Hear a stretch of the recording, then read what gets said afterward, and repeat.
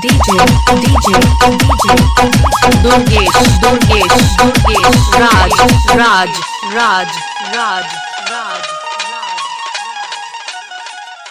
बेल भैया।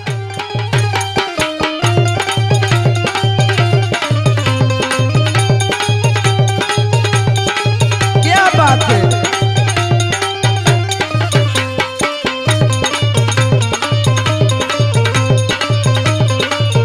चापा धनंजय भैया।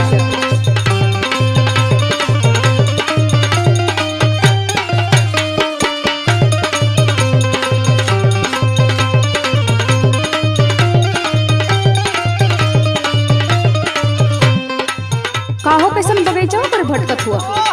बस देखे खातिर आ गई। तो दोपहरिया का देखे खातिर आ गेला ह सबेरवा कल्याण ललई सुना बेटे। अरे बाप रे बाप, तोहर बाप देख ली तो हमके बहुत मारी। सवेरे के आवत है इधर गोबर पाथे में अकेले रहिला। सुन, तोहर बाप ह पियक्कर अच्छा। और हमके देख ली तो बहुत मारी। अरे ना देखिए तो कहे चिंता करत हुआ, हम है ना।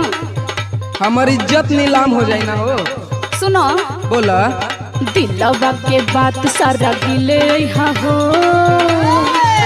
ए हो दिलवा के बात सारा गिले यहाँ हो।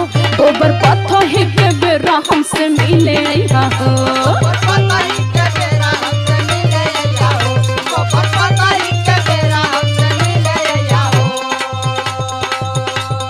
जिंदगी के हमरो उजारे लागी रे, तोरा बापा बापी अकड़ हमके मोरे लागी रे।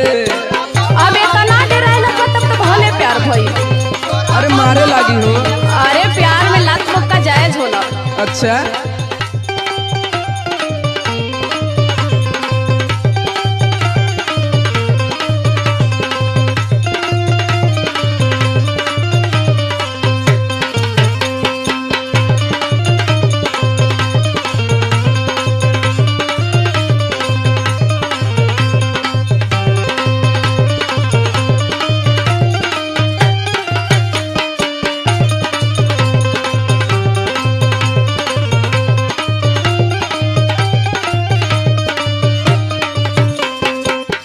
अच्छा ये बतावा, एक बार मरा गेला तो का करी? प्यार खत्म हो गल तोहार?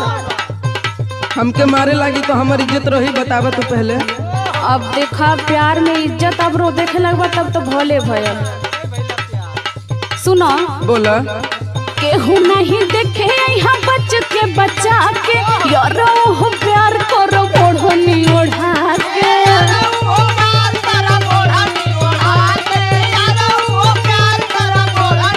तू गोबर वाला हाथ से हमके प्यार करबू तो का करी? गंगा जी में जाई धोवा का? बाप रे बाप, गंदा ना लगी का?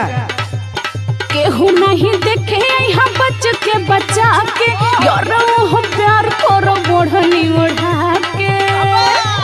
फूल बन के दिलवा में खिले अइहा हो। गोबर पाथो ही के बेरा हमसे मिले अइहा हो।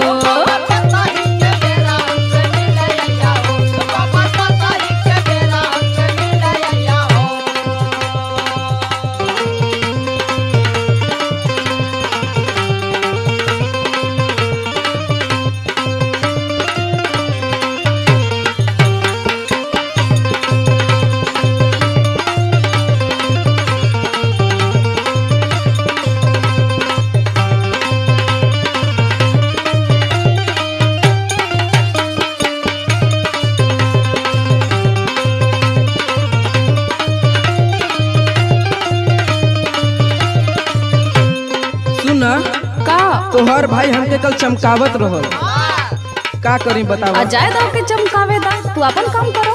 हाँ तो हम अपन जान पे खेल के तो से प्यार करी। आई हो मला ये तने प्यार हो तो का तू टीवी ना देखेला का? सुना। सुनावा। काले तोर भाई गइल हमके धमका के, माई तोहर गाड़ी देलस हमके चमका के। सुनत हो ना? हाँ वो तो है ये बात। काले तोर भाई गइल हमके धमका के, माई तोहर गाड़ी देलस हमके चमका के। अरे तनी छोटी छोटी बात पे गौर करबा। का करी बोलो? का करबा का? प्यार वाला भूतवा उतारे लगी रे, तोहर बाबा बापी अकड़ हमके मारे लगी रे। तोहर बाप बहुत पियक्कड़ है। गोबर पथही के बेरा हमसे मिले हो। तोहर बापा पियक्कड़ हमके मारे लागी रे। गोबर पथही के बेरा हमसे मिले हो। तोरा बापा पियक्कड़ हमके मारे लागी रे। तब तो भले भइल, जा घरे। तो का तोहर खातिर जान दे दी।